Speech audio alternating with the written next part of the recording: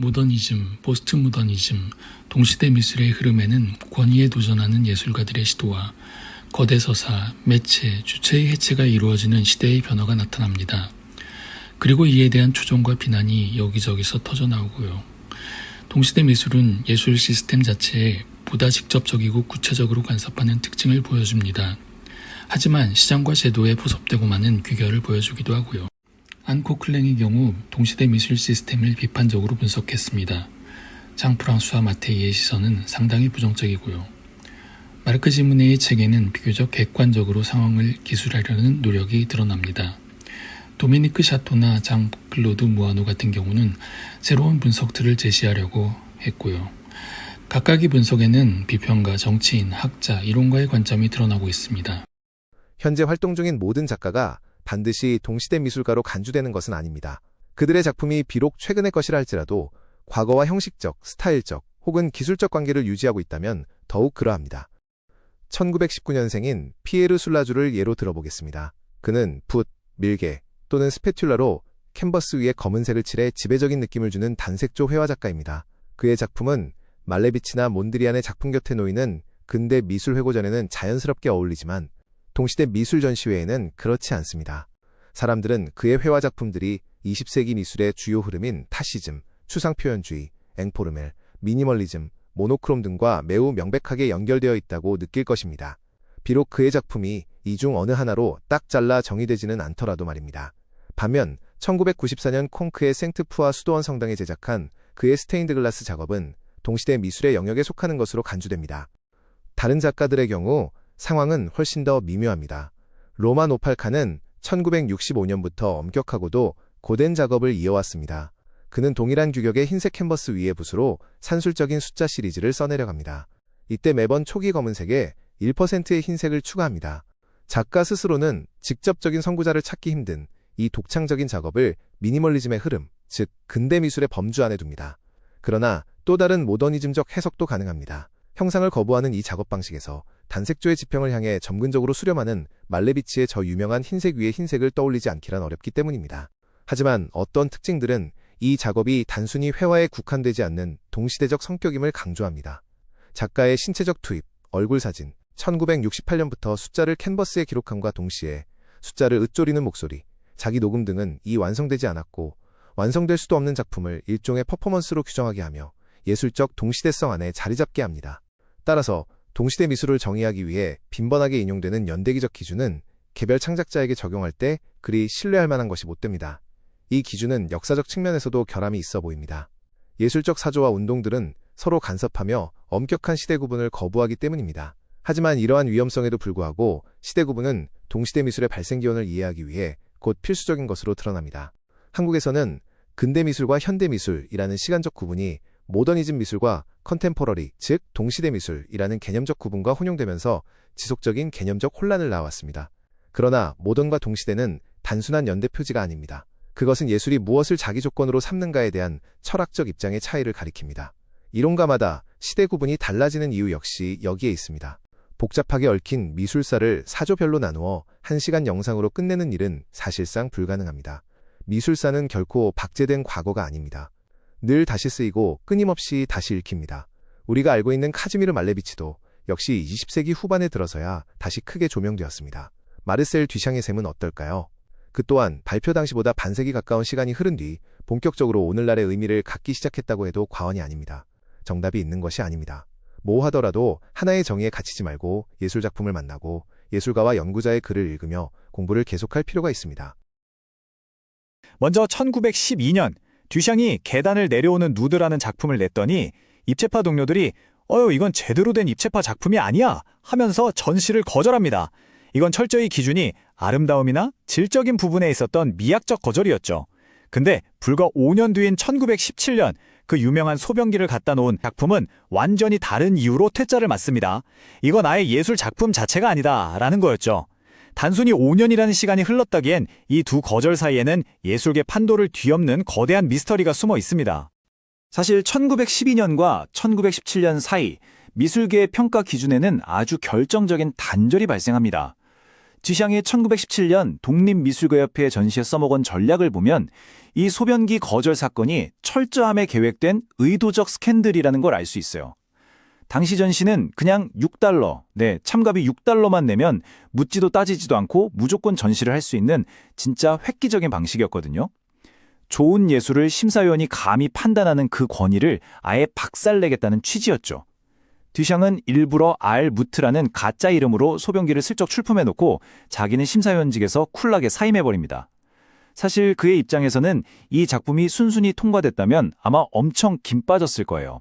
애초에 그의 짐작 타겟은 이 변기가 예술이냐 아니냐 하는 논란 자체를 만들고 그 개념을 예술로 승화시키는 거였으니까요. 듀샹이 도대체 얼마나 엄청난 금기를 깬 건지 실감하시려면 서양 미술의 뼈대였던 살롱 시스템을 아셔야 합니다. 살롱이 생기기 전으로 미술계 권력의 판도는 그야말로 180도 뒤집혔거든요. 살롱 이전엔 어땠을까요? 돈 많은 귀족이나 교회가 야 이런 그림 좀 그려와 하고 주문하면 예술가는 그냥 거기에 맞춰서 만들어주는 사람이었어요. 근데 살롱 시스템이 들어오면서 상황이 싹 바뀝니다. 예술가가 자기가 그리고 싶은 걸 먼저 그리고 심사위원이라는 사람들이 그걸 깐깐하게 평가하고 통과되면 마침내 일반 대중들이 구경하게 된 거죠. 권력과 관객의 구조가 완전히 재편된 겁니다.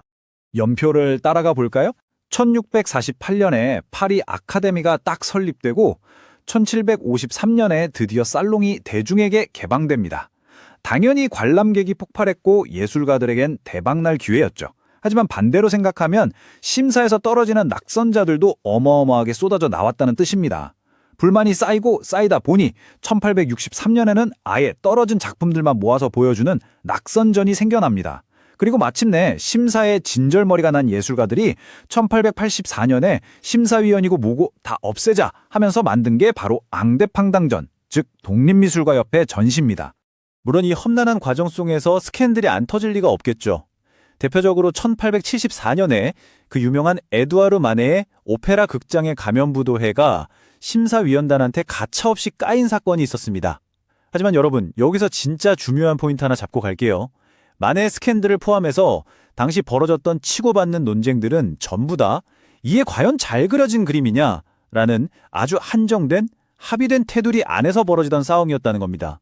당시의 유명한 시인 스테판 말라르메가 이 마네 사건을 두고 남긴 진짜 날카로운 말이 하나 있어요. 당시 심사위원들은 대중을 대신해서 미학의 절대 문지기 역할을 했습니다. 그들이 할 수 있는 말이라곤 딱 두 가지뿐이었어요. 이거 잘 그린 그림이네? 통과. 아니면 이건 뭐 그림도 아니네? 탈락. 이거였죠. 그러니까 아방가르드, 전위 예술이 나타나기 전까지 미술은 철저하게 이게 퀄리티가 얼마나 좋은가를 따지는 심사위원들 손아귀에 있었던 겁니다. 철학적 미스터리를 좀 풀어볼까요? 하이니리히 웰플랜이랑 아서단토라는 학자들이 아주 기가 막힌 상상을 하나 던집니다. 만약 고대 그리스 시대에 어떤 조각가가 뜬금없이 그 시대 트렌드도 아니고 아주 옛날 스타일로 투박하게 아폴로 조각상을 깎았다면 어땠을까? 장담하건대 당시 사람들은 그걸 절대 예술로 취급 안 했을 거다. 무슨 뜻이냐고요? 예술이라는 건 절대 진공 상태에 있는 게 아니라는 뜻입니다. 그 시대의 관습, 그 시대의 룰과 딱 달라붙어 있어서 그 맥락을 무시하고는 예술을 논할 수가 없다는 거죠. 여기서부터 과거와 현대의 관점이 완전히 두 갈래로 찢어집니다. 과거의 미학적 판단은 아주 심플했어요. 야, 이거 얼마나 똑같이 그렸어? 퀄리티 죽이네? 이거죠. 근데 듀샹 이후의 존재론적 판단은 차원이 다릅니다. 잠깐, 이 물건의 진짜 본질이 뭐지? 애초에 이걸 예술작품이라고 부를 수 있는 근거가 뭐냐? 하면서 우리가 눈으로 보는 행위 자체에 대해 철학적인 질문을 마구 던지기 시작한 겁니다. 이걸 가장 직관적으로 보여주는 게 바로 르네 마그리트의 이미지의 배반이에요. 그림에는 분명히 그럴싸한 파이프가 그려져 있죠? 근데 그 밑에는 떡하니 이것은 파이프가 아니다 라고 적혀 있습니다. 맞잖아요. 진정한 현실에서 이건 그냥 캔버스에 묻은 물감 자국이지 우리가 불 붙여서 연기 피울 수 있는 진짜 파이프가 아니니까요. 마그리트가 우리한테 원한 건 나 파이프 진짜 똑같이 그리지 않았냐라고 자랑하는 게 아닙니다. 당신이 지금 보고 있는 게 도대체 뭐냐를 스스로 성찰해보라는 거죠. 이게 바로 미학에서 존재론으로 확 넘어온 예술의 진짜 모습입니다. 이제 예술은 존재론적인 질문을 던지게 됐어요. 그러다 보니 예술가들도 가만히 아름다운 물건이나 꽉고 있는 사람들이 아니게 됐죠. 관객의 머릿속에 아주 적극적으로 치고 들어가는 겁니다. 옛날 고전 미술 시절엔 대중들이 그냥 정해진 룰 안에서 색감이 좋군 하고 평가하면 그만이었습니다. 근데 아방가르드 예술가들은 아예 다른 판을 짭니다. 당신들이 지금 당연하다고 믿고 있는 그 예술의 규칙? 그거 자체가 진짜 맞긴 한 거냐? 다시 생각해봐라. 하고 관객을 도발하는 거죠. 1946년에 듀샹이 한 이 말 한마디가 상황을 딱 정리해줍니다. 예술의 완벽함이란 없다. 반드시 반항의 정신이 있어야 한다. 예술가들이 맨날 선배들 기법이나 따라하고 붓터치나 완벽하게 다듬고 있으면 그게 무슨 소용이냐는 겁니다.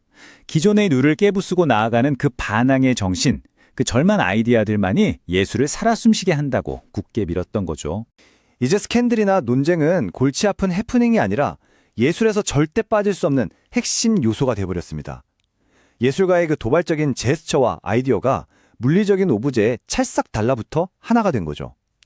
게다가 정말 아이러니하게도 옛날엔 이런 이단아들을 쫓아내기 바빴던 미술관들이 지금은 이 반항의 역사들을 하나하나 다 끌어안고 아주 근사하게 전시하는 거대한 컨테이너가 되어버렸습니다. 1860년대를 전후로 아주 엄청난 역사적 전환점이 찾아옵니다. 1848년에 관주도의 살롱 전시가 자유화되더니 1860년대엔 독립적인 미술 딜러들이 짠! 하고 시장에 등장해요. 그러다 1874년엔 우리가 잘 아는 인상파 화가들이 아카데미의 틀을 확 깨버리고 독자적인 민간 전시회를 열어버리죠. 그러니까 이 시기에 예술을 독점하던 프랑스 아카데미의 절대 권위가 와르르 무너지면서 비로소 자유로운 시장에서의 소비에 기반을 둔 이른바 모더니즘 예술의 시대가 탄생한 겁니다. 여기서 프랑스의 유명한 시인 샤를 보들레르가 남긴 기가 막힌 문장 하나 보고 가시죠. 일시적인 것에서 영원한 것을 끌어내는 것. 와, 정말 멋지지 않나요? 이 짧은 문장이 당시 모더니즘 예술의 사고방식을 문자 그대로 완벽하게 요약해줍니다.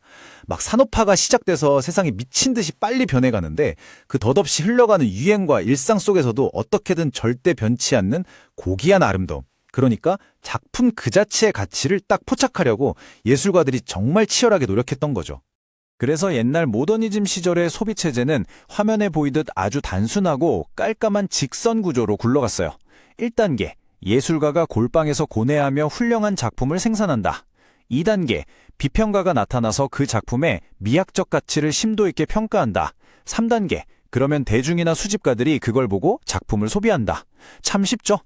여기서 비평가라는 직업이 화가와 구매자를 딱 연결해주고 자, 이게 요즘 가장 훌륭한 예술입니다 하고 트렌드를 이끄는 엄청나게 강력한 다리 역할을 했던 겁니다. 근데 여러분, 이 낡은 시스템이 대중들 사이에서 무너지지 않고 굴러가려면 아주 큰 환상 하나가 필요했어요. 바로 망명한 천재라는 낭만적인 프레임입니다. 세속적인 시장과는 완전히 담을 쌓고 순수하게 예술만 파고들며 고통받는 천재 말이죠. 평생 가난에 쪼들리면서도 붓을 놓지 않았던 반고흐를 떠올리시면 딱 맞습니다. 이런 신화적인 이미지가 대중들에게 예술은 마트에서 파는 흔한 상품 따위가 아니야 라고 믿게 만드는 예술의 순수성을 지켜주는 엄청나게 든든한 방패 역할을 해준 거죠. 자, 이제부터 이 해설 자료에서 제일 소름 돋는 부분이 나옵니다. 여기서부터 게임의 룰이 송두리째 바뀌거든요. 물리적인 캔버스, 즉 눈에 보이는 오브제를 소비하는 데 열을 올리던 모더니즘 예술의 시대가 완전히 저물어버립니다.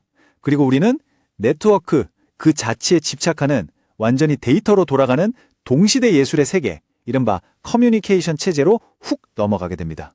여기서 오늘 분석할 문헌에 정말 중요한 알맹이 하나만 확실히 짚고 갈게요. 바로 레조라는 개념입니다. 이게 뭐냐면 전 세계에서 정보를 주고받는 플레이어들이 다각도로 엄청나게 얽혀있는 초고속 시스템을 말해요. 진짜 놀라운 건 이제 동시대 예술에서는 예술이 옛날처럼 혼자 덩그러니 소비되는 물건이 아니라는 거예요. 이제 예술은 이 거대한 글로벌 네트워크를 타고 그저 순수한 정보 형태가 돼서 정말 눈 깜짝할 새에 전송되고 유통되어 버립니다. 자, 그럼 이 숨 쉴 틈 없는 글로벌 커뮤니케이션 속도에 맞춰 새롭게 등판한 게임의 플레이어들을 쫙 한번 살펴볼까요? 어마어마한 돈줄을 진 메가 딜러들, 이름만 들어도 아는 유명 미술관의 큐레이터들, 전 세계를 무대로 노는 큰손 컬렉터들, 거기다 퐁피두 센터나 프랙, 드랙 같은 초거대 공공미술 기관들까지. 딱 감이 오시죠? 바로 이 소수의 자기들끼리 아주 끈끈하게 얽혀있는 전문 내부자들이 하나로 뭉쳐서 지금의 동시대 예술판을 쥐락펴락하고 있는 겁니다. 어떤 예술작품의 가치는 그게 갤러리에 걸려서 대중 앞에 전시되기도 전에 이미 이 내부자들의 정보망 안에서 100% 완벽하게 결정돼 버린다는 뜻입니다. 게다가 이 네트워크 안에서는 가치를 만들어내는 방식 자체가 옛날이랑은 아예 딴판입니다. 가치는 더 이상 붓터치가 얼마나 정교한지, 색감이 얼마나 아름다운지 같은 미학적인 부분에서 나오지 않아요. 이제는 오로지 정보의 속도에 의해 창출됩니다. 이제 동시대 예술가가 성공하려면 서울, 뉴욕, 파리 할 것 없이 전 세계 모든 갤러리와 잡지에 동시에 이름이 도배되는 이른바 편재성을 획득해야만 합니다. 작품이 얼마나 예쁜가 보다 이 작가에 대한 정보가 글로벌 네트워크를 얼마나 빛의 속도로 널리 파느냐, 그게 성패를 가르는 전부인 거죠. 그래서 이 분석 자료에서 꼽는 제일 중요한 핵심 포인트가 바로 이겁니다. 바로 부클라즈라고 부르는 굳게 닫힌 피드백 루프 현상이요. 동시대 예술계는 정말 기가 막히게도 자기가 만든 걸 자기가 소비하는 완벽하게 폐쇄된 순환 시스템으로 진화해버렸어요. 메가딜러나 큐레이터, 거대 기관들이 대중들이 이 작품을 좋게 평가하든 말든 신경도 안 쓰고 자기들끼리 그 닫힌 루프 안에서 작가를 발굴하고 전시 열어주고 몸값을 기하급수적으로 키우는 자가발전 구조를 완성한 겁니다. 그럼 이 그들만의 빛나는 폐쇄형 네트워크가 어떤 순서로 사건을 만들어내는지 볼까요? 1단계, 네트워크 내부자들이 자기들끼리 특정 작품의 가치를 정하고 정보를 확 띄웁니다. 2단계, 굵직한 기관들이 세금 같은 공적 자금으로 그 가치가 매겨진 작품을 턱 사들여서 엄청난 권위를 부여하죠. 그리고 대망의 3단계, 이 모든 파티가 다 끝나고 나서 맨 마지막에 이르러서야 대중들이 그 완성된 결과물을 구경하게 되는 겁니다. 우리는 그냥 경기가 다 끝날 때까지 굳게 잠겨진 문 밖에서 서성이는 셈이에요. 자, 이쯤에서 이 해설 자료에 진짜 소름 돋는 통찰이 하나 등장하는데요. 바로 제2의 현실, 즉 시뮬라크르라는 개념입니다. 저자인 코클랭은 이렇게 분석해요. 동시대 예술이라는 건 갤러리에 놓인 물리적인 작품 그 자체가 아니라 이 네트워크 전체가 그냥 하나의 거대한 실제 예술 작품이 되어버린 세계라고요. 갤러리 한가운데 덩그러니 놓인 낯선 설치물은 솔직히 그냥 핑곗거리나 부차적인 껍데기일 뿐이고요. 그 주변에서 맹렬하게 벌어지는 정보의 교환, 이 네트워크의 웅장한 작동 방식 자체가 바로 진짜 예술이라는 겁니다. 당시 예술계는 정말 치열하게 고민하고 있었습니다. 세상은 점점 더 퍽퍽하게 산업화되고 자본주의화되어 가는데 도대체 예술은 어디에 설 있어야 하는가? 이걸 찾고 싶었던 거죠. 이 시기에 일종의 문지기 역할을 했던 사람들이 있습니다. 클레먼트 그린버그나 테오도르 아도르노 같은 비평가들이었는데요. 이분들은 키치를 아주 끔찍하게 싫어했습니다. 키치가 뭐냐고요? 진정한 문화를 타락시키는 거대한 위협으로 본 건데 쉽게 말해 할리우드 영화나 유행가처럼 대량으로 찍어내는 오락거리들이 예술의 본질을 아주 심각하게 흐린다고 생각했던 겁니다. 먼저 미국 비평가 클레먼트 그린버그. 이분은 철저하게 맥체의 자율성 그리고 형식적인 순수성만을 옹호했습니다. 형태가 제일 중요하다는 거죠. 반면에 독일 철학자인 테오도르 아도르노는 완전히 다른 시각을 가졌어요. 예술의 형태 그 자체가 파시즘 같은 억압적인 사회에 대한 아주 깊은 사회 역사적 의미와 저항을 담고 있다고 굳게 믿었습니다. 이 두 분의 시각 차이를 정말 극명하게 보여주는 아주 기가 막힌 예시가 하나 있습니다. 바로 피카소의 거대한 걸작 게르니카를 바라보는 관점인데요. 그린버그는 그 끔찍한 학살이라는 역사적 맥락은 싹 다 무시하고 그저 평면적인 검은색, 회색, 흰색의 뒤범벅이군 하고 그 겉으로 보이는 형태에만 딱 집중을 했어요. 반면 아도르노는 어땠을까요? 그 캔버스 안에서 야만성에 의해 갈기갈기 찢겨나간 신체들을 보면서 파시즘에 대한 강렬한 역사적 비판을 읽어낸 겁니다. 한 명은 순수한 형식만을, 다른 한 명은 그 형태에 뼈저리게 담긴 시대의 저항을 본 거죠. 60년대 중반부터 80년대까지 진짜 숨 돌릴 틈도 없이 엄청난 변화들이 휘몰아칩니다. 소사적 구상의 등장부터 하이퍼리얼리즘, 그리고 트랜스 아방가르드까지. 모더니즘의 그 꽉 막힌 규칙에 대항하는 반란이 전 세계 곳곳에서 말 그대로 펑펑 터져 나오고 있었어요. 예술계가 완전히 새롭고 폭발적인 에너지로 가득 차버린 겁니다. 이 새로운 예술 운동들은 그린버그가 겹겹이 쳐놓은 그 엄격한 한계선들을 아주 신나게 고란듯이 산산조각 내버렸습니다. 정치, 사회 문제, 대중매체, 심지어 우리 일상생활에 굴러다니는 아주 평범한 물건들까지 싹 다 예술의 영역으로 다시 끄집어 들였죠. 팝아트는 상업 이미지를 대놓고 차용했고 사진이랑 비디오 기술이 전통적인 미술과 아주 자연스럽게 뒤섞이기 시작했습니다. 마침내 날뛰 낡은 규칙의 벽이 완전히 와르르 무너져 내리고 그야말로 무엇이든 가능한 새로운 시대가 활짝 열린 겁니다. 자, 여기서 우리가 주목해야 할 아주 핵심적인 포인트가 하나 있습니다. 바로 철학자 장 프랑수아 리오타르가 남긴 메타 거대 서사에 대한 불신이라는 아주 유명한 말인데요. 역사가 일직선으로 쭉쭉 발전해서 결국 더 나은 유토피아에 도달할 거라는 인류의 그 거창한 믿음 자체를 사람들이 더 이상 믿지 않게 돼버렸다는 뜻입니다. 그러니 예술도 더 이상 그놈의 완벽한 순수성을 향해서 억지로 진보할 필요가 완전히 없어진 거죠. 모더니즘의 그 깐깐하고 일직선 같던 규칙들이 무너져 내린 바로 그 자리에 포스트 모더니즘의 아주 다채롭고 왁자지껄한 혼합이 떡하니 자리 잡았습니다. 이 두 시대의 철학적 차이 정말 극명하지 않나요? 이제 예술가들은 눈치 볼 것 없이 과거의 유산을 자기 맘대로 척척 가져다 쓰고 온갖 다양한 매체들을 자유자재로 섞어 쓸 수 있게 된 겁니다. 이런 쿨한 변화를 제일 찰떡같이 보여주는 게 바로 트랜스 아방가르드 같은 흐름입니다. 데이비드 호큰이나 쟁 미셸 바스키아 같은 예술가들, 다들 한 번쯤 들어보셨죠? 이들은 이른바 고급 예술과 저급 문화 사이의 낡은 벽을 아주 시원하게 허물어버렸습니다. 특히 바스키아 같은 경우는 길거리의 그래피티, 재즈, 만화 같은 것들을 거침없이 캔버스로 끌어올렸잖아요. 이들은 예전 규칙 따위엔 전혀 얽매이지 않고 세상의 모든 문화적 유산을 자기들만의 방식으로 아주 자유롭게 요리했습니다. 그렇다면 이 모든 엄청난 예술적 반란과 변화들이 지금 이 순간 우리에게는 대체 어떤 결과를 남겨놓았을까요? 예술이 그토록 피 터지게 싸워서 얻어낸 이 거대한 자유가 현실 속에서는 과연 어떤 모습으로 자리 잡았는지 살펴볼 차례입니다. 철학자 위르겐 하버마스, 각 큰 학자들의 분석을 좀 중립적으로 살펴보면 이 포스트 모던 예술이 아주 기가 막힌 역설 하나를 낳았다는 걸 알 수 있습니다. 분명히 예술은 모든 억압과 규칙에서 완전히 해방됐는데 동시에 아주 역설적이게도 자본주의 경제 시장이라는 거대한 시스템 안에 너무나도 완벽하게 통합되어 버렸어요. 지식은 물건처럼 사고 파는 상품이 돼버렸고요.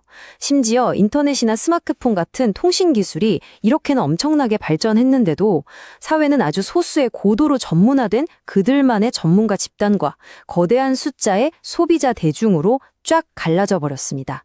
좀 씁쓸한 현실이죠.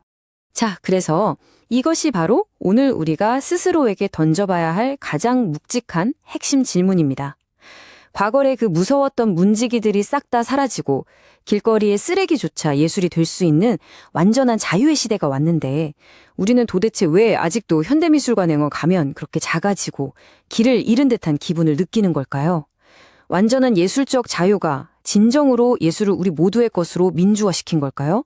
아니면 단지 대중으로부터 예술을 더 멀리, 더 외딴 섬으로 고립시켜버린 걸까요? 여러분, 예술사에서 가장 큰 오류로 취급받던 아이디어가 실은 지난 수십 년간의 예술을 이해하는 가장 중요한 열쇠였다면 어떨까요?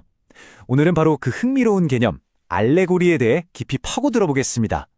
거의 200년 동안 알레고리는 예술의 적으로 여겨졌어요. 심지어 대문호 보르헤스마저도 견딜 수 없을 만큼 어리석다고 할 정도였으니까요. 정말 대단한 비판이죠. 그런데요, 비평가 크레이그 오웬스가 나타나서 판을 완전히 뒤집어 버립니다. 모두가 버린 이 알레고리라는 개념이야말로 포스트 모던 예술의 심장이라고 주장한 거죠.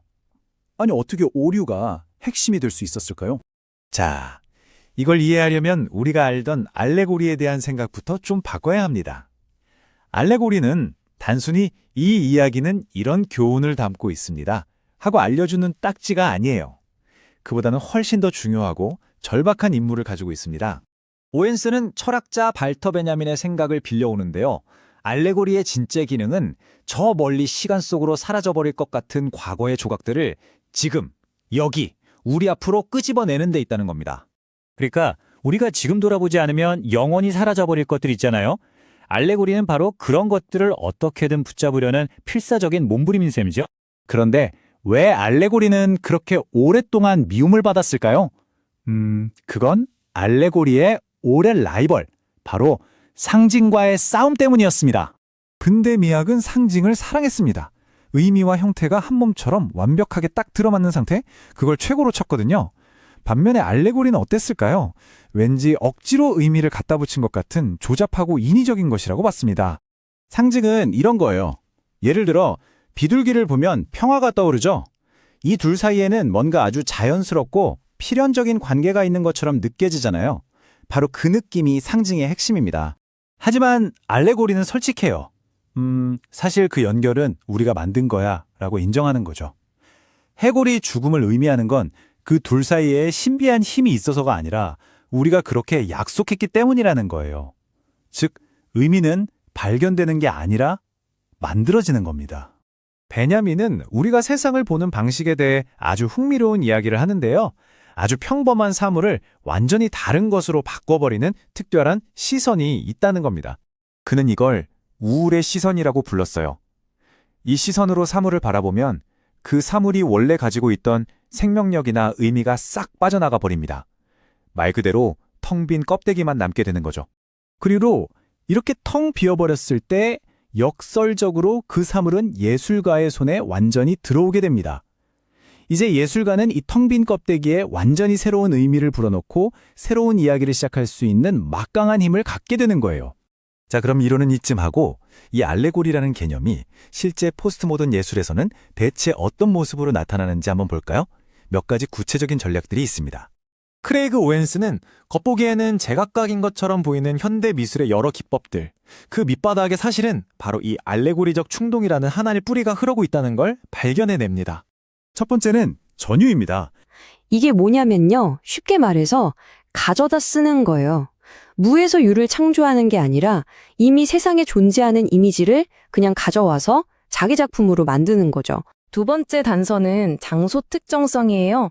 이건 뭐냐면 작품이 미술관이나 갤러리라는 안전한 울타리를 벗어나서 어떤 특정 장소, 그 환경 속으로 그냥 들어가 버리는 거예요. 그래서 그 장소를 떠나서는 아예 존재할 수가 없는 거죠. 근데 여기서 정말 흥미로운 지점이 있어요. 이런 작품들은 종종 스스로 폐허가 되기를 원한다는 거예요. 왜냐하면 폐허야말로 시간의 흐름, 모든 것의 쇠락, 그리고 결국 자연으로 돌아가는 그 비영속성이라는 개념을 가장 극적으로 보여주는 이미지니까요. 이게 바로 네 번째 단서와도 연결되는 지점이죠. 세 번째 단서는 축적입니다. 이건 마치 하나의 거대한 그림을 딱 그리는 게 아니라 레고 조각 같은 의미의 파편들을 그냥 계속 쌓아 올리는 거예요. 하나, 그리고 또 하나, 또 하나. 어디가 끝인지도 모르게 어찌 보면 좀 강박적으로요. 자, 그럼 지금까지 나온 단서들을 한번 모아볼까요? 이 모든 단서들이 놀랍게도 단 하나의 개념을 가리키고 있습니다. 그건 바로 알레고리입니다. 이 모든 예술적인 시도들의 근원에는 바로 이 알레고리적 충동이 자리하고 있었던 거죠. 알레고리라는 말 어원은 다르게 말하다라는 뜻이에요. 말 그대로 겉으로 보이는 것과 속뜻이 다른 거죠. 우리가 흔히 아는 이솝우화처럼 동물 이야기를 하면서 사실은 인간 세상에 대해 이야기하는 것, 바로 그런 게 알레고리입니다. 하나의 이미지 위에 또 다른 의미를 겹쳐서 보여주는 방식이라고 생각하시면 돼요. 수백 년 동안 크로체 같은 비평가들은 알레고리를 그냥 작품에 덧붙이는 꼬리표 정도로 생각했어요. 진짜 예술과는 상관없는 나중에 떼어내도 그만인 부수적인 장식품처럼 말이죠. 하지만 베냐민은 그게 아니라고 말합니다. 알레고리는 그냥 덧붙이는 게 아니라 세상을 바라보는 방식 그 자체라는 거죠. 이 세상 전체를 해독해야 할 하나의 거대한 텍스트로 보고 그 안에 숨겨진 의미를 읽어내려는 시도라는 겁니다. 그래서 결론은 이겁니다. 한때 오류라고 수준 낮다고 무시당했던 이 알레고리라는 개념이야말로 끝없이 부서진 파편들 속에서 역사와 의미를 찾으려 했던 포스트모던 예술을 이해하는 열쇠가 된 것이죠. 오웬스는 잊혔던 과거의 개념을 되살려서 자신이 살던 시대를 명쾌하게 설명해냈습니다. 이걸 보면 이런 생각이 들지 않나요? 어쩌면 우리 시대의 예술을 정의할 가장 중요한 열쇠도 우리가 지금 낡았다고 외면하는 어딘가에 숨어 있을지 모른다는 생각 말입니다. 여러분, 혹시 그거 아세요? 한 비평가가 저지른 어떻게 보면 사소한 실수가 예술 이론의 판도를 완전히 뒤집어 놓았다는 거예요. 네, 오늘 파헤쳐볼 이야기는 바로 포스트 모더니즘과 페미니즘이 딱 마주쳤던 정말 엄청나게 중요한 그 순간에 대한 겁니다. 자, 모든 건 바로 이 이미지에서 시작됩니다. 이거 많이들 보셨죠? 예술가 로리 앤더슨의 퍼포먼스에 나온 건데요. 우리 인류를 대표해서 파이오니어 우주선에 실려 저 멀리 우주로 보내진 바로 그 유명한 이미지입니다. 당시의 비평가 크레이그 오웬스가 이 손짓을 보고 아주 기가 막힌 분석을 내놔요. 아, 이건 안녕이 될 수도 있고 잘가가 될 수도 있겠구나. 이 모호함이야말로 예술이다. 뭐 이런 식이었죠.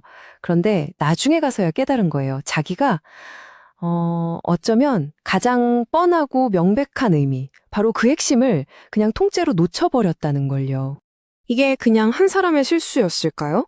아니죠. 이건 그 시대 문화 분석 전체가 가지고 있던 어떤 거대한 맹점을 딱 드러내는 순간이었던 거예요. 그래서 오늘의 핵심 질문이 바로 이겁니다. 도대체 무엇이 이렇게나 큰 맹점을 만들어내는 걸까요? 자, 이 맹점의 정체를 파헤치려면 먼저 그 시대적 배경부터 알아봐야겠죠? 바로 포스트 모더니즘입니다. 자, 포스트 모더니즘. 말이 좀 어렵죠? 쉽게 말해서 이런 거예요. 그동안 서구 사회가 이게 진리야, 이게 정답이야 하면서 내세웠던 위대한 이야기들이 있잖아요. 인류는 계속 진보한다거나 하는 그런 거대한 이야기들의 힘과 권유를 더 이상 믿지 않게 된 분위기. 바로 그걸 포스트 모더니즘이라고 생각하시면 됩니다. 철학자 폴 리퀘르가 이 시대를 기가 막히게 표현했어요. 마치 폐허가 된 유적지를 돌아다니는 것처럼 느껴진다고요. 모든 문화가 그냥 상상의 박물관 안에 진열된 하나의 선택지처럼 되어버린 거죠. 절대적인 기준이 사라진 세상에서 오는 그런 깊은 상실감을 말한 겁니다. 이론가들은 이런 이야기들을 거대 서사, 영어로는 마스터 내러티브라고 불렀어요. 노동자의 해방이라던가 끝없는 부의 축적 같은 거요. 겉보기엔 다 다른 이야기 같지만 사실 공통점이 딱 하나 있었습니다. 바로 전부 다 무언가를 지배하고 정복하는 이야기였다는 거죠. 자, 여기서부터가 정말 중요합니다. 이 지배의 위기가 드러낸 건 그냥 몇몇 이야기가 이제 낡았다는 수준이 아니었어요. 서구 문화가 세상을 보고 그리고 설명하는 그 방식, 바로 재현 그 자체에 뭔가 근본적인 문제가 있었다는 걸 보여준 겁니다. 그럼 한번 따져보죠. 서양 미술이나 철학에서 늘 세상을 바라보던 그 주체, 그 주인공은 과연 누구였을까요? 그 기본 설정값이 무엇이었는지 한번 열어보겠습니다. 그 주인공은 언제나 세상의 중심에 서 있었고요. 늘 하나로 통합된 안정적인 존재였죠. 그리고 네, 결정적으로 바로 남성이었습니다. 우리가 의식하지도 못하는 사이에 이 세상의 보편적인 목소리는 늘 남성의 것이었던 거죠. 이게 바로 서구적 재현이 가진 거대한 맹점이었습니다. 이 구조 안에서 여성은요, 이야기의 주인공이 될 수가 없었어요. 아예 존재감이 없거나 아니면 남성 주인공이 이해하지 못하는 어떤 신비로운 대상, 예를 들면 자연이라던가 진리, 숭고함 같은 걸 상징하는 역할로만 등장했죠. 스스로 목소리를 내는 주체가 아니었던 겁니다. 바로 이 지점에서 서구 문화의 재현 방식 자체를 의심했던 포스트 모더니즘과 사회의 가부장제 구조를 비판했던 페미니즘이 운명적으로 딱 만나게 되는 겁니다. 페미니즘이 바로 여기서 등판합니다. 포스트 모더니즘도 미처 못 보고 있던 그 맹점을 정확히 짚어내는 아주 날카로운 렌즈가 되어준 거죠. 이런 거예요. 가부장제라는 게 그냥 여러 사회 문제 중 하나가 아니라는 거죠. 문화 전체를 떠받치는 보이지 않는 구조적인 힘이라는 겁니다. 그리고 남성 중심의 시선이 어떻게 모든 걸 보는 기분값으로 작동하는지를 낱낱이 파헤쳤어요. 그러니까 핵심은 다른 문화랑 우리 문화가 어떻게 다르냐가 아니라 바로 우리 문화 안에 이미 존재하는 가장 근본적인 차이, 바로 성적 차이에 눈을 뜨게 해줬다는 겁니다. 자, 그럼 이런 날카로운 생각들이 실제 예술에서는 어떻게 나타났을까요? 이제부터는 페미니스트 예술가들이 자기 작품을 어떻게 하나의 강력한 전략으로 사용했는지 그 현장으로 직접 들어가 보겠습니다. 이 아티스트들이 대단한 게 뭐냐면요. 그냥 여성의 삶은 힘들어요 라고 외치는 데서 끝나지 않았다는 거예요. 그게 아니라 남성 중심적인 이 재현 시스템 자체를 안에서부터 흔들고 무너뜨리기 위해서 아주 영리하고 또 전략적인 방법들을 쓰기 시작합니다. 특히 바바라 크루거의 작품을 보면 이런 문구가 있죠. 당신의 시선이 내 얼굴의 측면을 때린다. 그냥 본다고 생각했던 우리의 시선이 사실은 얼마나 공격적이고 또 성별화된 권력을 가질 수 있는지를 정면으로 폭로하는 아주 강력한 한방이죠. 신디 서먼의 작업은 정말 재밌어요. 한번 보세요. 먼저 영화나 잡지에서 본 듯한 뻔한 여성 이미지를 그대로 따라해요. 그리고는 마치 영화의 한 장면인 것처럼 사진을 딱 찍죠. 이렇게 하니까 뭐가 드러나냐면요. 여성성이라는 게 사실 어떤 타고난 본질 같은 게 아니라 보이지 않는 남성의 시선을 위해서 끊임없이 연기해야 하는 가면 같은 거였다는 게 확 드러나는 거죠. 자, 여기에서 셰리 레비는 한술 더 뜹니다. 뭘 하냐는요. 유명한 남성 사진작가들의 작품을 그냥 똑같이 다시 찍어요. 그리고 그걸 자기 작품이라고 내놓는 겁니다. 이게 뭘 의미할까요? 보는 사람 입장에선 정말 도발적인 질문을 던지는 거죠. 이거 그냥 베끼는 거 아니야? 아니면 혹시 창조라는 남성만의 전유물을 정면으로 비웃으면서 그 지배의 신화를 거부하는 가장 급진적인 저항일까? 네, 이렇게 예술가들의 도발적인 시도들을 쭉 따라오다 보니 우리는 자연스럽게 처음 시작했던 그 이미지, 그 수수께끼로 다시 돌아오게 됩니다. 그리고 이 모든 논의가 향하는 가장 중요한 결론에 다다르게 되죠. 결국 페미니즘이 던진 진짜 메시지는 이거였던 겁니다. 그냥 여성 작가도 넣어주세요 하는 식의 자리 싸움이 아니었어요. 그보다 훨씬 근본적인 질문이었죠. 왜 우리는 모든 걸 남성 / 여성, 주체 / 객체, 흑 / 백처럼 나누고 하나를 다른 하나 위에 두려고 할까? 이런 대립구도 자체를 넘어서 자는 겁니다. 차이를 위계나 싸움이 아니라 그냥 다름 그 자체로 볼 수는 없을까? 피에로 만초니는 캔에든 배설물을 무려 금값과 똑같은 무게로 가격을 매겼고요. 빔 델보이의 클로아카라는 거대한 기계는 하루 3번 인간처럼 음식을 먹고 배설을 합니다. 게다가 실제 인간의 시신을 가공해서 전시한 군터 폰 하겐스까지. 아니 도대체 예술계에 무슨 일이 벌어지고 있는 걸까요? 그래서 첫 번째로 살펴볼 부분은 바로 동시대 예술의 위기입니다. 그 당혹감과 혼란의 실체에 대해 이야기해보죠. 참 재미있는 건요. 대중들만 이런 당혹감을 느끼는 게 아니라는 겁니다. 이른바 예술 좀 안다는 지식인이나 평론가들조차 가끔은 완전히 좌절하곤 하거든요. 원문 자료를 보면 야스미나 레자의 유명한 희곡 아트의 한 대목이 나오는데요. 완전히 하얗게 칠해진 캔버스를 무려 20만 프랑이라는 거액을 주고 산 친구에게 극중인물이 이렇게 외칩니다. 이딴 쓰레기를 그 돈 주고 샀단 말이야? 어쩌면 우리 모두가 갤러리 한가운데서 마음속으로 꾹꾹 눌러 담으며 외치고 싶었던 바로 그 대사 아닐까요? 자, 그럼 왜 이런 일이 생겼는지 제대로 이해하기 위해 두 번째로 모더니즘 예술과의 차이점을 한번 짚고 넘어가겠습니다. 여기서 아주 중요한 핵심 포인트가 나옵니다. 바로 모더니즘 예술과 동시대 예술을 확실히 구분해야 한다는 건데요.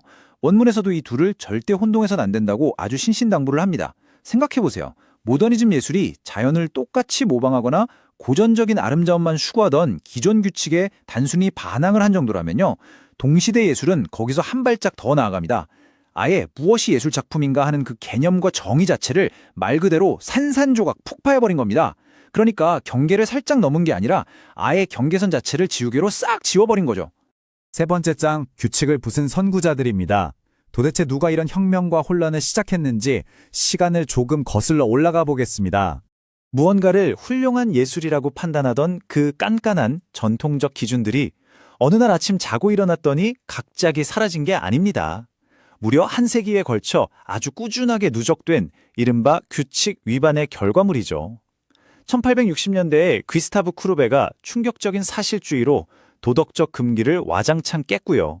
그 이후에 마르셀 듀샹이 기성품을 예술로 가져오면서 모방의 역사 자체를 싹도 끊어냅니다. 그리고 1960년대 무보레알리즘 시대에 이르면 이제는 일상의 쓰레기나 도시의 잔해들까지 버젓이 예술의 영역으로 훅 들어오게 되는 겁니다. 이 거대한 흐름 속에서 마르셀 듀샹은 진짜 궁극의 선구자라고 할 수 있습니다. 그는요, 개인적인 취향이나 미적 감각 같은 건 완전히 배제한 채로 그저 공장에서 만든 평범한 소변기를 하나 딱 골랐습니다. 그러고는 훌륭한 예술적 손재주? 그런 건 더 이상 필수적이지 않다는 걸 아주 대놓고 조롱하듯 증명해버렸죠. 네 번째 주제로 넘어가 보겠습니다. 바로 아름다움이 사라진 예술입니다. 예술이 꼭 지켜야 한다고 믿었던 아름다움, 조화, 그리고 대상을 똑같이 재현해야 한다는 그 의무감. 이런 것들이 전부 폐기 처분되었을 때 우리는 엄청난 철학적 문턱에 서게 됩니다. 미국의 미술평론가 헤럴드 로젠버그는 이걸 가리켜 예술의 탈정의, 즉 예술의 정의 자체가 사라졌다고 표현했는데요. 여러분, 이건 단순히 그림 그리는 스타일이 좀 바뀐 정도가 아닙니다. 예술이라는 단어 자체가 품고 있던 깊은 의미가 완전히 길을 잃어버려서 이제는 대체 어디까지를 작품이라고 불러야 할지조차 감을 잡을 수 없는 붕괴 상태에 빠지게 된 거죠. 자, 그럼 여기서 당연히 이런 의문이 생깁니다. 5번째, 예술을 정의하는 새로운 기준. 기술이나 아름다움이 아니라면 과연 누가 이것이 훌륭한 예술이라고 결정하는 걸까요? 철학자 아서 단토는 이 막막한 질문에 예술계라는 아주 명확한 해답을 제시합니다. 이제는 우리 같은 일반 대중의 시선이나 감동이 중요한 게 아니에요. 미술사학자, 큐레이터, 평론가, 갤러리스트 같은 이른바 전문가들로 똘똘 뭉친 거대한 제도적 생태계가 그 권력을 꽉 쥐게 된 겁니다. 길거리에 굴러다니는 평범한 물건이나 기괴한 개념들을 콕 집어서 이건 위대한 예술입니다 라고 공식적으로 인증해주는 유일한 문지기들이 바로 이분들이라는 거죠. 그러니까 오늘날의 동시대 예술 작품은 관람객이 보고 즉각적으로 느끼는 감정이나 시각적인 찬사에 목을 매지 않습니다. 그 대신에 아주 철저한 제도적 계단들을 밟고 올라가야만 생존할 수 있죠. 진행 과정을 한번 볼까요? 첫째, 예술가가 기발하거나 엉뚱한 사물을 툭 던집니다. 둘째, 예술계 전문가들이 모여서 그 이면에 깔린 지적 의도를 아주 심도 있게 평가하죠. 그리고 마지막으로 미술관이나 국가기관이 그 작품의 공식적인 정당성과 엄청난 금전적 가치를 부여해주는 겁니다. 한마디로 직관적인 미학이 아니라 철저하게 계산된 이 승인 절차 자체가 예술을 창조해내는 겁니다. 이제 마지막 6번째 장입니다. 예술의 미래는 어디로 갈 것인가? 이 굳건한 제도적 시스템은 대체 우리에게 무슨 목적을 가지고 있는 걸까요? 과거와 현재, 우리가 갤러리에 가서 예술을 관람하는 그 경험의 목적 자체가 이제는 완전히 180도 달라졌습니다. 솔직히 말씀드리면 동시대 예술은요, 더 이상 여러분의 눈을 즐겁게 해줄 아름다운 풍경이나 조화로운 색채를 친절하게 제공하지 않아요. 그 대신 지금 우리가 살고 있는 이 거대한 대량 소비사회, 그리고 예술마저도 상품으로 만들어버리는 그 시스템 자체를 향해서 아주 날카롭고 타협 없는 거울을 들이대는 겁니다. 그러니까 단순히 눈으로 감상하는 게 아니라 머리를 써서 그 개념에 참여하고 끊임없이 비판해야 한다는 뜻이죠. 2004년에 빌바오 구겐하임 미술관에 사랑의 소용돌이 1978이라는 그림이 버젓이 전시가 되어 있었거든요. 그런데 알고 보니까 마이크 네두라는 정체불명의 그룹이 미술관 벽에 그냥 흔히 쓰는 찍찍이, 벨크로로 몰래 붙여놓은 가짜 그림이었던 거죠. 대박이지 않나요? 심지어 한동안 아무도 그게 가짜인지 눈치채지 못했어요. 현대 미술의 권위에 대해 우리가 내심 품고 있던 의심을 아주 통쾌하게 대변해주는 사건이 아닐 수 없습니다. 앞서 말씀드린 그 빌바오 미술관 장난을 주도했던 그룹이 이런 말을 남겼습니다. 누구나 위대한 예술가가 될 수 있고 무엇이든 적절하게 전시되기만 하면 주요 작품이 될 수 있다. 마티에는 바로 이 지점을 꼬집어요. 현대 미술의 가장 큰 문제점이 여기서 스스로 폭로됐다는 거죠. 진짜 훌륭한 작품이랑 그냥 평범한 물건, 심지어 가짜 장난질조차 이제 완벽하게 구분이 안 된다는 거니까요. 비판적인 감각 자체가 사실상 마비되었다는 걸 증명하는 셈입니다. 19세기 말에 모리스 데니는 그림을 일정한 질서로 색채가 칠해진 평면이라고 아주 직관적이고 고전적으로 정의했거든요. 그런데 1958년으로 훌쩍 넘어오면요, 이브 클랭이라는 작가가 자기 전시회에서 갤러리 내부를 온통 하얗게 칠해놓고 말게 되고 아무것도 없는 텅 빈 공간을 관람객한테 내놓습니다. 더 놀라운 건 수천 명의 사람들이 돈을 내고 이 완벽한 무를 보러 왔다는 사실이에요. 이게 하루아침에 일어난 일은 아니고요. 점진적으로 이 무의 상태에 빠져들게 되는데요. 1915년에 말레비치가 대상을 없애버린 검은 사각형을 내놓으면서 시동을 겁니다. 그러다 1917년엔 다들 아시는 듀샹의 소변기가 등장하죠. 1953년엔 더 과감해져서 라우생버그가 동료 화가 데쿠닝의 그림을 한 달 내내 지우개로 빡빡 지운 걸 자기 작품이라고 출품해요. 대상을 안 그리는 걸 넘어서 기존 예술을 적극적으로 파괴하다가 마침내 1958년 클랭의 텅 빈 갤러리에 도달한 겁니다. 물리적인 예술 작품이 말 그대로 서서히 소멸해버린 과정이죠. 물리적인 작품, 그러니까 전통적인 그림이나 조각이 사라진 그 빈자리를 현대 미술은 뭘로 채웠을까요? 정말 지극히 평범하거나 때로는 살짝 눈살이 찌푸려지는 것들로 채우기 시작했습니다. 진짜 쓰레기통이 갤러리 한가운데 떡하니 놓이고 마트 세제의 상자가 등장하고요. 심지어 자기 얼굴을 흉측하게 바꾸는 실제 외가수술 퍼포먼스에 깡통에 담긴 배설물까지 나옵니다.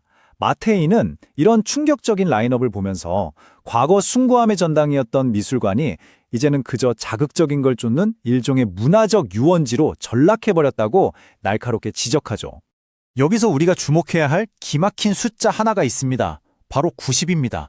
1961년에 피에로 만촌이라는 작가가 자기 대변을 90개의 통조림 깡통에 담아서 작품이랍시고 내놓았는데요. 정말 믿기 힘드시겠지만 당시에 이 깡통들이 같은 무게의 순금과 똑같은 가격에 팔려나갔습니다. 마테이는 예술과 미학이 이렇게까지 비천한 수준으로 곤두박질 친 가장 극단적인 퇴행의 상징으로 이 사건을 꼽습니다. 그럼 이런 퇴행이 도대체 어떤 철학적인 결과를 가져올까요? 모든 것이 의미를 가질 때 아무것도 의미를 갖지 못하며 모든 것이 가치를 가질 때 아무것도 가치를 갖지 못한다. 이게 핵심입니다. 쓰레기나 배설물조차 미술관에 들어와서 고귀한 예술품 대접을 받게 되면요. 역설적으로 세상 어떤 것도 고유한 의미나 가치를 지니지 못하게 된다는 거죠. 예술이 현실을 관조하는 거리를 상실하고 그냥 아무거나 막 끌어안다 보면 결국 스스로 무의미의 늪에 빠져버리고 만다는 아주 뼈 때리는 분석입니다. 객체, 그러니까 작품 자체가 사라져버렸잖아요. 그럼 그 자리에 남은 건 뭘까요? 바로 예술가 본인의 자아입니다. 여기서 약간 학술적인 언어학 개념 하나만 살짝 빌려올게요. 바로 수행적 발화라는 건데요. 길 가다 주운 나뭇가지나 평범한 병기가 예술이 되는 이유? 그게 예뻐서가 절대 아니에요. 그냥 예술가나 비평가가 그걸 떡하니 갖다 놓고 자, 이건 예술이다 라고 권위 있게 선언했기 때문인 거죠. 땀 흘리는 창조적 노동은 사라지고 오직 선언하는 자아만이 예술을 결정짓는 유일한 기준이 돼버린 겁니다. 이 현상이 진짜 얼마나 극단적인지 딱 보여주는 재미있는 사건이 하나 있는데요. 1963년에 조각가 로버트 무리스가요, 자기가 직접 만든 금속 조각품에서 모든 미학적 특성과 내용을 철회하겠다 라는 내용의 법적인 공증문서를 작성해서 전시해버립니다. 진짜 황당하죠? 자기가 만든 작품의 의미를 그냥 종이 서류 한 장으로 뺏어버린 거예요. 예술가의 펜끝에서 모든 미학이 쥐락펴락되는 이 상황을 정말 완벽하게 보여주고 있습니다. 요제프 보이스의 아주 유명한 말이죠. 모든 사람은 예술가다. 와, 겉보기엔 진짜 민주적이고 낭만적인 말 같잖아요. 하지만 마테이의 분석에 따르면 이건 사실 예술의 종말을 선언하는 거나 다름없습니다. 누구나 말 한마디로 예술가가 될 수 있다면요. 예술가라는 존재에 진정으로 필요했던 고도의 기술이나 대상에 대한 헌신 같은 건 완전히 텅 비어버리게 되니까요. 심지어 프랑스 예술가 베는 대놓고 이렇게 말합니다. 나는 예술을 엿먹인다. 예술의 부재, 그 자체가 예술 작품이다. 어떠세요? 현대예술가들 스스로가 예술이라는 행위 자체를 조롱하고 허무하고 무의미한 것 그 자체를 부민들의 미학적 목표로 내세우는 극단적인 상황을 아주 여과 없이 보여주고 있습니다. 여기서 우리가 짚고 넘어가야 할 아주 중요한 포인트는 이 현상의 철학적 뿌리입니다. 마르셀 듀샹은 자신이 그 유명한 기성품 레디메이드를 고를 때 철저하게 시각적인 무관심에 따랐다고 고백했거든요. 마테이는 이 무관심을 칸트의 미학 철학과 연결지어서 설명합니다. 대상 자체가 지닌 아름다움 따위는 전혀 중요하지 않고 오직 그 대상에 아무런 관심도 없이 반응하는 관찰자의 주관적인 감정, 오직 그것만이 중요해진 시대가 도래했다는 뜻이죠. 예술이 이렇게까지 극단적인 주관주의에 빠진 건 사실 미술계 내부만의 문제가 아닙니다. 마테이는 이렇게 말해요. 예술가의 허영심이 세계의 공허함을 대체하다. 이게 무슨 뜻이냐면요. 현대미술이 우리 눈앞에 있는 사물이나 세계를 재현하는 걸 굳이 거부하는 이유가 결국 우리 현대사회에 깊숙이 뿌리내린 허무주의를 반영하고 있다는 겁니다. 우리가 이 물리적인 세계, 현실의 의미에 대한 믿음을 잃어버렸기 때문에 그 텅 빈 공간을 예술가 개인의 거대한 에고와 허영심으로 꾸역꾸역 채워놓고 있다는 아주 예리한 통찰이죠. 현대미학이 품고 있는 이 아슬아슬한 긴장감은 두 화가의 완전히 상반된 시선에서 극명하게 드러납니다. 극단적인 주관주의를 대변하는 이브 클랭은 화가는 오직 자신만을 유일한 걸작으로 그려야 한다고 주장했죠.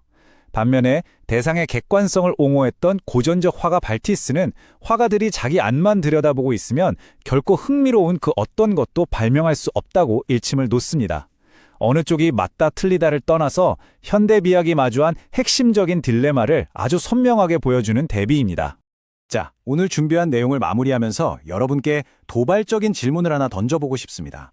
만약 예술이 더 이상 우리가 살아가는 이 아름답고 복잡한 세계를 담아내지 않고 오직 선언뿐인 예술가의 텅 빈 자아만을 덩그러니 보여주고 있다면요. 우리가 습관적으로 부르는 예술이라는 단어는 어쩌면 이미 그 본래의 의미를 완전히 잃어버린 게 아닐까요? 사실 이 1990년대 초 프랑스의 문화적 위기가 정말 놀라운 이유는요, 그 사건이 일어난 시점의 아이러니 때문입니다. 대중이 현대미술에 그토록 분노했던 90년대는 이미 가장 충격적인 아방가르드 예술가들이 고전 예술의 룰을 산산조각 낸 지 수십 년이나 흐른 뒤였거든요. 생각해보세요.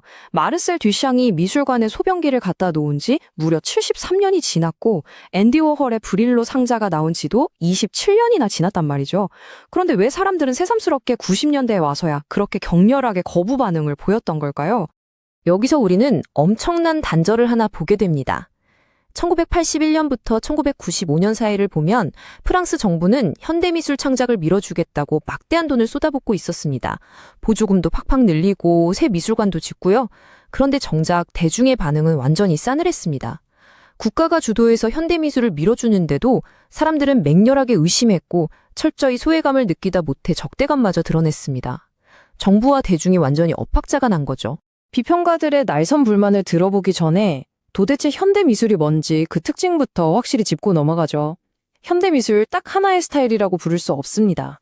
온갖 재료들이 마구 섞이고 사회적 규범을 위반하고 도발하려는 집요한 의도가 쫙 깔려있죠. 게다가 눈에 보이거나 만질 수 있는 형태보다는 개념 그 자체가 훨씬 중요해졌습니다. 또 관객이 직접 참여해야만 완성되는 퍼포먼스적인 행위들이 주를 이루게 되었고요. 자, 그럼 여기서 아주 근본적인 질문이 하나 생깁니다. 만약 어떤 예술작품이 일상생활에 섞여들기 위한 단순한 도발이거나 아니면 눈에 보이지도 않는 어떤 무형의 개념일 뿐이라면 평범한 관람객은 대체 이 작품이 좋은지 나쁜지를 어떻게 평가해야 할까요? 판단 기준 자체가 싹 사라져버린 듯한 그 막막함. 그게 바로 당시 대중을 덮친 진짜 문제였습니다. 이런 막막함은 당연하게도 거센 반발을 불러왔습니다. 이부 미쇼가 정확히 지적했듯이 당시 대중은 절대적인 아름다움을 찾으려던 전통적인 미학의 기준을 아예 포기해버렸습니다. 그 대신 현대미술은 그저 완벽하게 가치가 없다. 그러니까 빵점이라고 결론 지어버렸죠. 그들 눈에는 현대미술이 구제불능일 정도로 엘리트주의적이고 시장 논리에 찌들어 있으며 인위적인 국가 보조금으로 억지 생명을 연장하는 것처럼 보였거든요. 그런데 이 반예술 전선에 선 사람들을 보면요, 정말 기묘한 조합이라는 생각이 듭니다.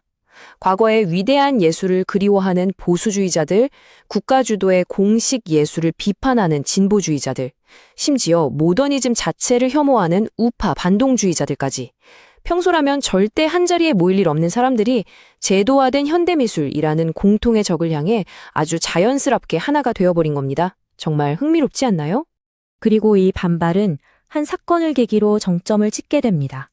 1996년 저명한 사회학자인 장 보드리아르가 마치 폭탄 선언 같은 글을 발표하면서 이 논란은 그야말로 최고조에 달합니다.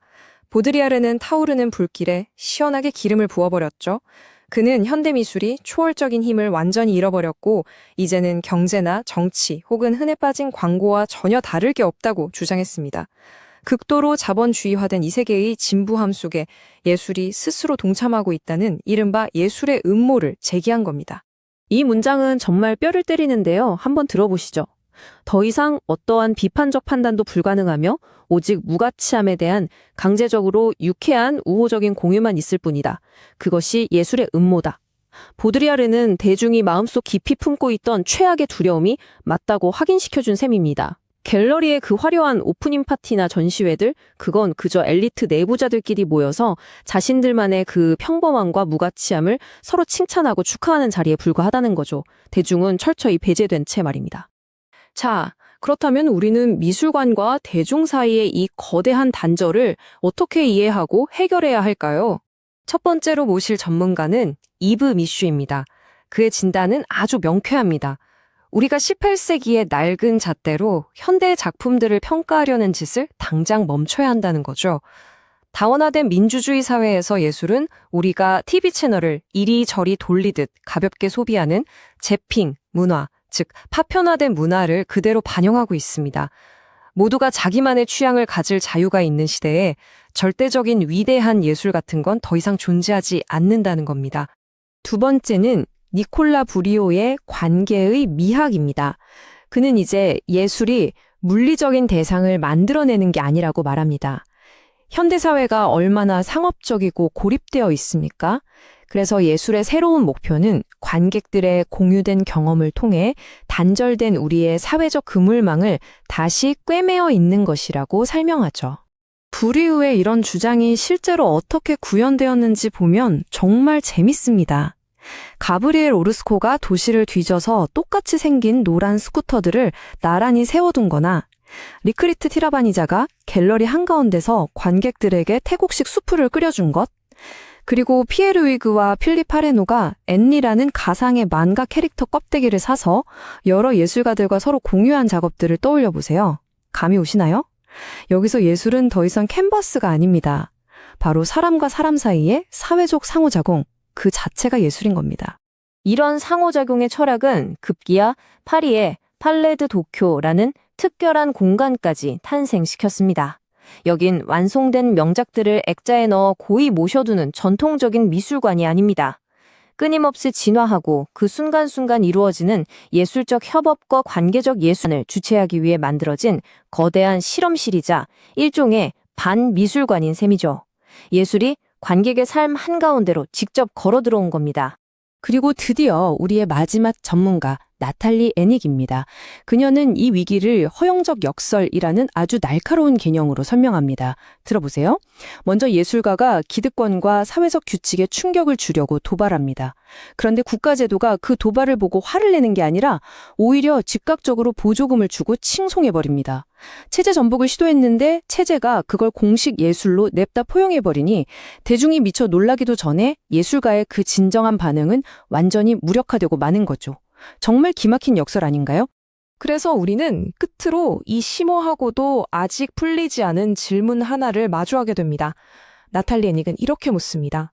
어떻게 예술가들이 스스로의 자유의 조건을 무한히 재창조할 수 있겠는가? 모든 규칙은 깨지기 위해 존재하고 심지어 그렇게 깨진 규칙조차 즉각적으로 제도의 찬양을 받는 이 아이러니한 세상 속에서 과연 예술은 어떻게 진정으로 자유로워질 수 있을까요? 1950년대 후반에 프랑스의 예술가 이브 클랭이 비물질적 회화 감성존, 그러니까 텅 빈, 보이지 않는 구역을 사람들에게 수표를 받고 팔았습니다. 심지어 전시회 개막식에 사람들을 잔뜩 초대해놓고는 창문만 파란색으로 칠해진 완전 텅 빈 방을 덜렁 보여주기도 했죠. 관람객들은 거기서 빈 공간 말고는 정말 아무것도 볼 수 없었습니다. 황당하죠? 근데 바로 이 지점에서 미술사에 엄청난 패러다임 변화가 일어난 겁니다. 우리가 아는 고전 미술이 눈에 보이는 아름다움, 만질 수 있는 물리적 대상, 그리고 명확한 형태에 집착했다면요. 현대미술은 아이디어 자체, 즉 개념, 관객이 느끼는 경험, 그리고 형태가 아예 없는 비물질성으로 관심사를 확 옮겨버린 거예요. 여기서 짚고 넘어갈 핵심은 이 텅 비어있다는 것이 단순히 관객을 골탕 먹이려는 장난이 아니라는 겁니다. 예를 들어 1993년에 요헨 게르츠라는 예술가가 독일 자르브리켄성 광장에 보이지 않는 기념비를 만들었어요. 어떻게 했냐면요. 광장 바닥에 깔린 8,000개의 조약돌 중에서 2,164개를 빼내서 그 밑바닥에 나치 때문에 훼손된 유대인 묘지들의 이름을 빽빽하게 새겨 넣었습니다. 그러고는 글씨가 안 보이게 돌을 거꾸로 뒤집어서 다시 묻어버린 거예요. 광장을 걷는 사람들은 발밑에 그런 게 있는 줄 꿈에도 모르겠죠. 그런데 오히려 이 아무것도 안 보이는 텅 빈 광장이 자칫 잊혀질 뻔한 그 끔찍한 과거를 계속해서 떠올리게 만드는 엄청나게 강력하고 정치적인 장치가 된 겁니다. 이제 예술이 기술과학과 어떻게 경계를 허물어버리는지 볼 차례입니다. 이제 예술가들은 그냥 빈 공간에 보여주는 데서 만족하지 않습니다. 아예 관람객들을 충격에 따뜨리는 기괴한 실험의 영역으로 넘어가 버리거든요. 쓰레기나 신체 분비물은 기본이고요. DNA, 심지어 유전자 조작 동물까지 등장합니다. 에두아르드 카츠의 작품을 보면 해파리에서 형광 유전자를 뽑아내서 토끼 배아에 주입해버렸어요. 그 결과 자외선을 비추면 온몸이 초록색으로 야광처럼 빛나는 토끼, 알바가 태어났죠? 예술가가 실험실에서 생명체를 만들어내고 유전자를 조작한다? 이건 유전자 조작의 윤리성에 대해 아주 무겁고 날카로운 질문을 우리에게 던지는 셈이거든요. 오룬카츠와 로나추르는 실험실에서 살아있는 유기세포 조직을 배양해서 그걸로 작은 인형들을 덮어버렸어요. 살아있는 피부 조직을 입은 인혈이라니 좀 끔찍하죠?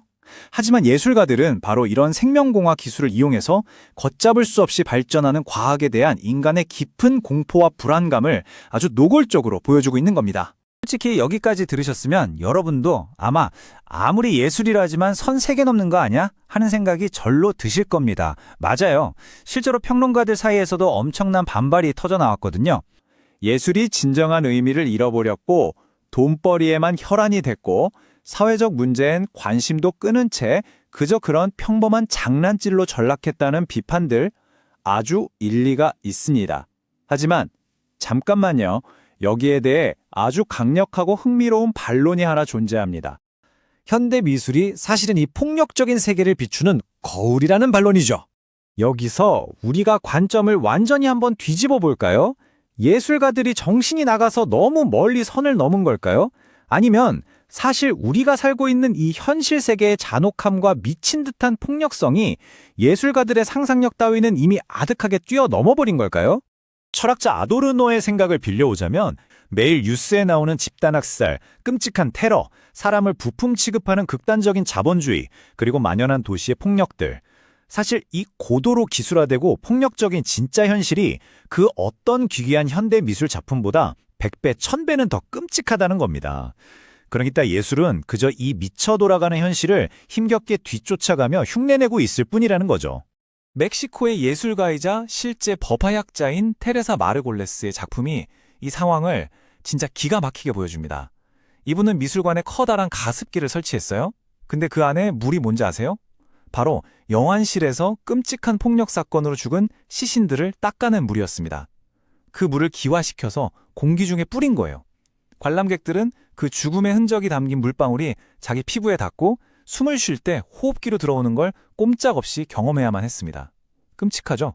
하지만 이건 멕시코의 그 일상화된 죽음과 폭력을 무감각하게 지나치는 우리에게 가장 직접적이고 피할 수 없는 방식으로 진짜 현실을 들이미는 소름 돋는 거울인 겁니다. 산티아고 시에라라는 작가의 퍼포먼스도 마찬가지로 우리가 사는 자본주의 현실을 뼈저리게 모방합니다. 그는 아프리카 이민자들을 고용해서 하루에 겨우 54유로, 아주 푼돈을 쥐어주고는 해변에 나가서 아무짝에도 쓸모없는 거대한 구멍을 파괴시켰어요. 이 비인간적이고 어이없는 노동, 이게 뭘 뜻할까요? 돈 때문에 사람을 철저하게 도구로 전락시키고 소외시키는 극단적인 자본주의 시스템을 예술이라는 이름으로 적나라하게 고발한 겁니다.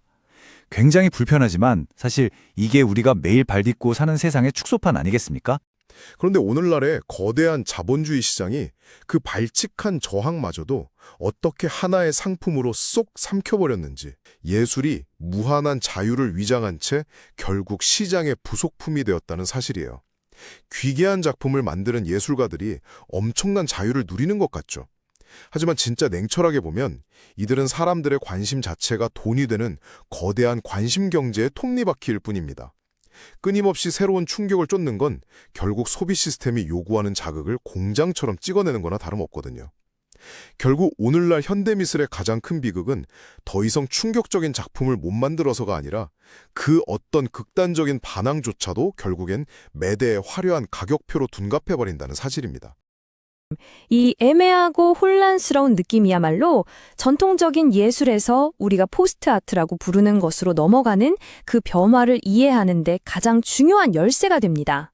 현대 미술 작품 앞에서 느끼는 그 불확실함 있잖아요. 내가 뭘 보고 있는 거지 싶은 그거 절대 여러분 탓이 아닙니다.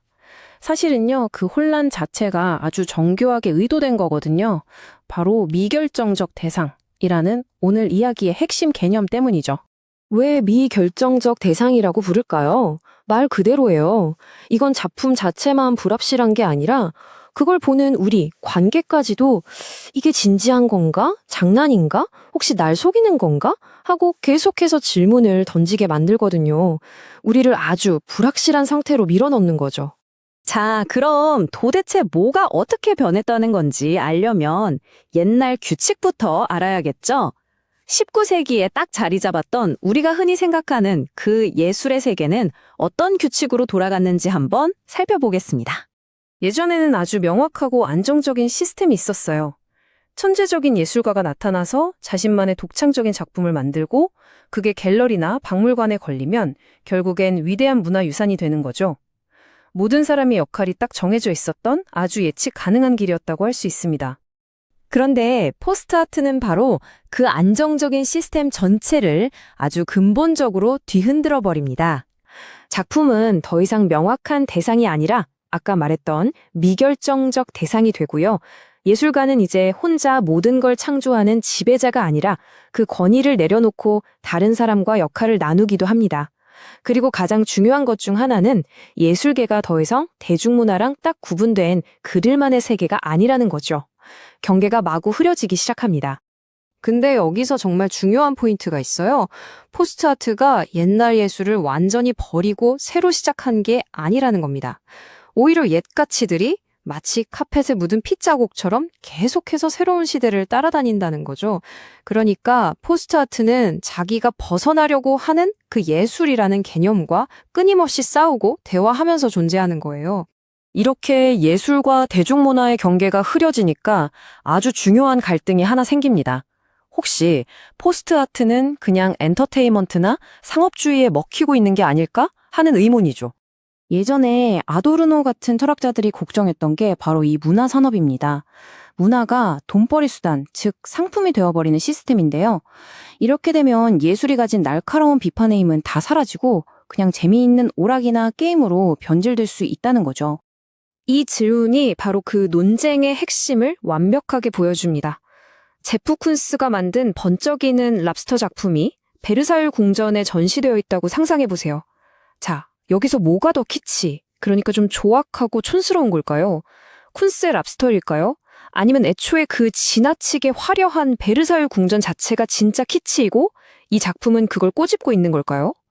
정말 생각해볼 만한 문제죠. 하지만 이런 뒤죽박죽 섞이는 현상이 꼭 나쁜 것만은 아닐 수도 있습니다. 어쩌면 이게 완전히 새로운 종류의 창의성을 만들어내는 과정일 수도 있거든요. 사상가 에두아르 글리상은 문화가 섞이는 걸 두 가지로 나눠서 봅니다. 하나는 메티사주, 그냥 세계화 때문에 어쩔 수 없이 수동적으로 섞이는 거예요. 반면에 크레올화라는 게 있습니다. 이건 아주 능동적이고 의도적인 혼합이에요. 의식적으로 이것저것 섞어서 완전히 새롭고 예측 불가능한 결과물을 만들어내는 창의적인 행위인 거죠. 바로 이 크레올화가 포스트 아트가 나아갈 수 있는 긍정적인 방향을 보여주는 것 같습니다. 그냥 세상의 흐름에 휩쓸려가는 게 아니라 이 뒤섞인 문화의 도구들을 역으로 이용해서 아무도 예상치 못한 독창적인 무언가를 창조해내는 거죠. 그러니까 결론적으로 포스트 아트는 예술이 죽었다가 아닙니다. 오히려 아직 답이 정해지지 않은, 지금도 계속해서 진행되고 있는 하나의 거대한 대화라고 볼 수 있겠네요. 그래서 마지막으로 우리에게 이런 질문이 남습니다. 이렇게 모든 것이 뒤섞이고 재조합되는 세상에서 과연 예술가가 정말로 독창적인, 세상에 단 하나뿐인 무언가를 만들어내는 게 아직도 가능할까요? 아니면 그냥 이미 존재하는 조각들을 가지고 하는 플레이어일 뿐일까요? 어쩌면 그 답을 찾아가는 과정 자체가 바로 우리 시대의 예술이 아닐까 하는 생각도 드네요. 오늘 우리가 살펴볼 자료는 장클로드 모아노의 정말 흥미로운 연구입니다. 현대 예술가들이 사회 소외된 계층, 이른바 주변부 사람들을 작품에 담아낼 때 대체 어떤 아슬아슬한 윤리적 줄타기를 하고 있는지 파헤쳐보는 내용이죠. 오늘 다룰 분석의 한가운데에는 아주 도발적인 질문이 하나 자리 잡고 있습니다. 과연 예술이 팩트를 다룬 후 과학보다 현실을 더 리얼하게 포착할 수 있을까 하는 거죠. 사실 현대 예술이 일종의 정체성 위기에 빠지면서 사회과학에서 쓰던 아주 강력한 분석 도구들을 슬쩍 빌려오기 시작했거든요. 우선 이걸 아셔야 해요. 요즘 현대 예술은 끊임없이 우린 대체 뭐지? 하는 영구적인 정체성의 위기를 겪고 있습니다. 이 압박감 때문에 창작자들이 그저 예쁘고 아름다운 순수 미학은 잠시 내려놓고 진짜 현실을 렌즈에 담는 다큐멘터리 형식으로 확 눈을 돌리게 된 겁니다. 바로 여기서 이른바 인류학적 패러다임이라는 핵심 개념이 등장합니다. 진짜 재밌는 포인트가 뭔지 아시나요? 예술가들의 역할 자체가 완전히 변했다는 겁니다. 이젠 스튜디오에 틀어박혀서 허구의 세계만 만들어내는 게 아니라 아예 밖으로 나가서 현장 연구원처럼 타자를 끈질기게 관찰하고 기록하는 거죠. 그렇다면 여기서 질문. 예술가가 아예 인류학자 모드로 들어가면 대체 어떤 일이 벌어질까요? 조셉 코스스나 할 포스터 같은 굵직한 이론가들이 이 관찰자의 역할을 어떻게 다시 정의했는지 한번 들여다보죠. 이 둘의 차이가 정말 명확합니다. 코스스의 주장에 따르면요. 전통적인 과학자는 대상에서 한 발짝 떨어져서 나는 팩트만 본다며 객관성을 유지하려고 하잖아요. 반면에 예술가는 다릅니다. 이들은 오히려 자신이 연구하는 문화권 안으로 아주 깊숙이 툭 빠져들어가는 주관성을 강력한 무기로 삼아요. 완전히 내부에 동화된 관찰자가 되는 셈이죠. 하지만 여러분, 여기서부터 문제로 조금 복잡해집니다. 예술가들이 붓이나 조각칼 대신 카메라를 들고 노숙인이나 난민 같은 취약계층을 찍으러 현장에 나갈 때 이들은 본인들도 모르는 사이에 어마어마한 윤리적 지뢰밭 한가운데로 걸어 들어가게 되거든요. 선의로 시작한 기록이 순식간에 누군가의 삶을 훔쳐보는 관음증으로 변질될 수 있다는 게 가장 치명적인 위험입니다. 타인이 겪는 비참한 고통을 단순히 하나의 구경거리로 만들거나 심지어 도시의 변두리를 무슨 인간 동물원처럼 전시해버릴 수 있다는 거예요. 결국 사람을 그저 불쌍한 피해자나 완전히 이질적인 타자로 깎아내릴 위험이 늘 도사리고 있는 거죠. 그래서 우린 결국 이런 궁극적인, 참 답을 내리기 어려운 딜레마에 빠지게 됩니다. 어떻게 하면 이 소외된 사람들을 착취하거나 입을 막거나 가십거리로 전락시키지 않으면서 그들의 삶을 제대로 묘사할 수 있을까? 참 어려운 숙제죠. 세 명의 각기 다른 예술가가 이 지독한 재현의 함정을 피하기 위해 어떻게 이른바 부재의 전략이라는 걸 썼는지 구체적인 사례를 통해 알아보겠습니다. 모아노는 이 세 예술가의 방식을 아주 날카롭게 꼬집습니다. 앤서니 에르난데스나 자클린 살몽처럼 논란을 피하려고 아예 프레임에서 사람을 텅 비워버리든 아니면 안드레스 세라노처럼 극적인 조명을 써서 너무 화려하게 포장해버리든 결국 어느 쪽이든 진짜 소외된 사람들의 존재를 지워버리거나 단순한 물건처럼 대상화할 위험이 있다는 거죠. 완벽한 정답은 없어 보입니다. 여기서 우린 잠깐 멈춰서 진지하게 생각해봐야 합니다. 길 위에서 살아가는 분들의 존엄성을 지켜주겠다고 카메라 렌즈에서 아예 그분들의 얼굴을 숨기거나 지워버리는 게 정말 그들을 위한 존중일까요?